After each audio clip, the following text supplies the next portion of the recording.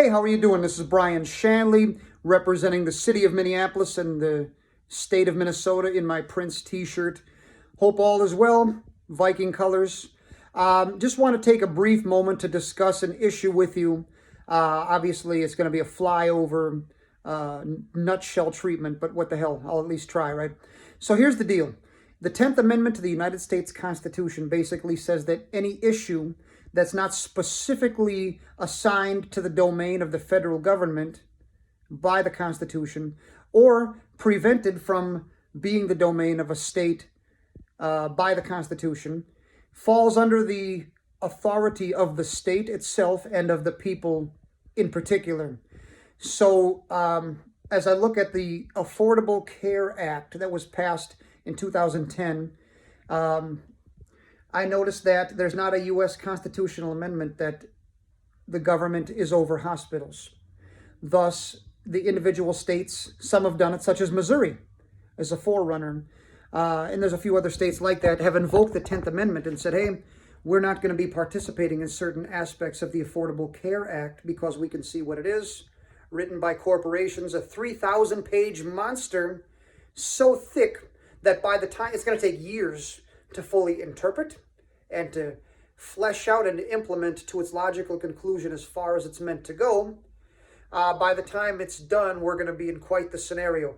We're seeing a few sneak previews of coming attractions, and you've probably seen it too. If you've had a relative pass from the scene, say in 2011 and later, culturally what you've noticed in the conversations with the doctors is this rush to death.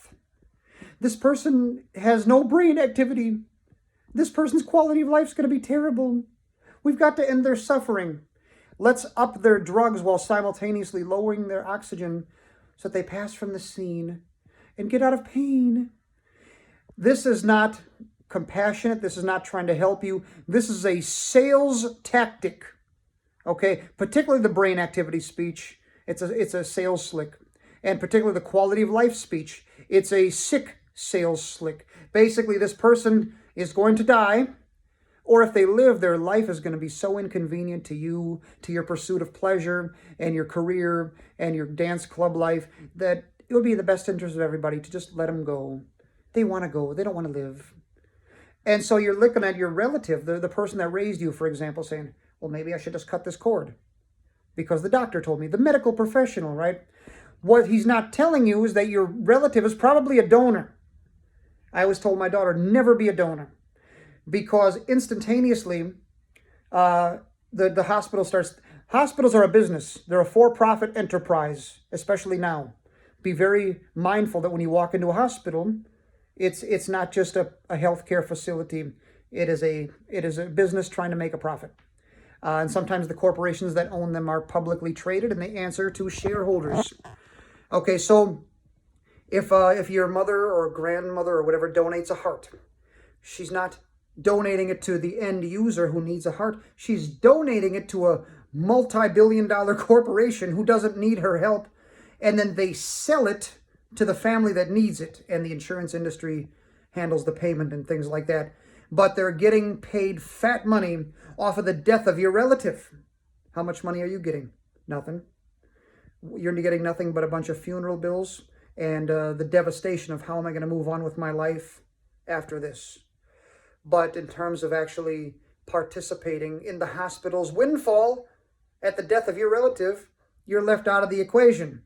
I would be, if I was put in a position in Minnesota to change that, what I would be doing is making sure that if a hospital sells your grandmother's heart or your child's lungs, and a immediate payment documentation must be supplied.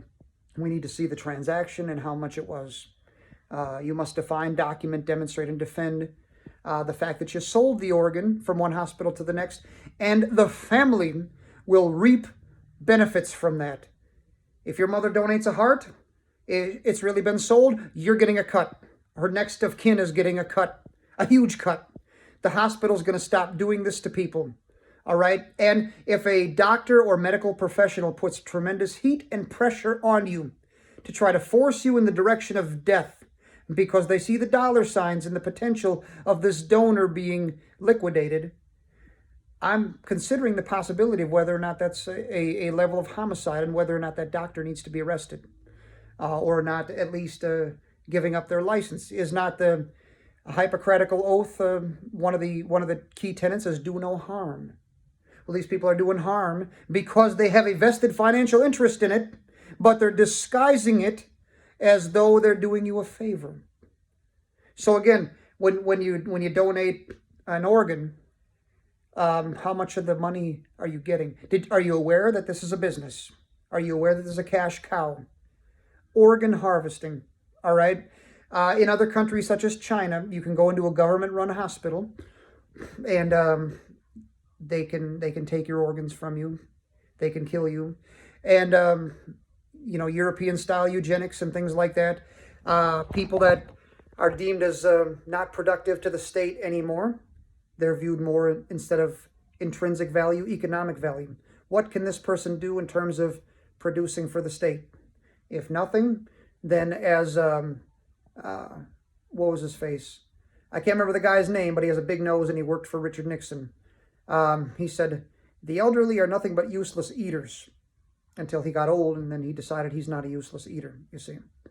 The name's going to come to me after I'm done recording, but that's why this is live. Anyways, so here's the deal. New bill will come out.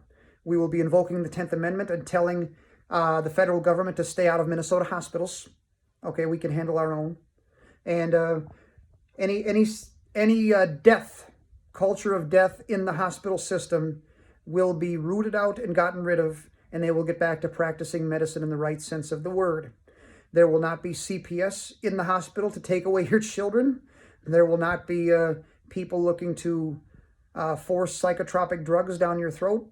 None of that stuff. I'll clean up all of that. So if you vote for me for some kind of office, when I officially announce that I'm running for something, I will be protecting you from medical tyranny and your family. God bless and keep you.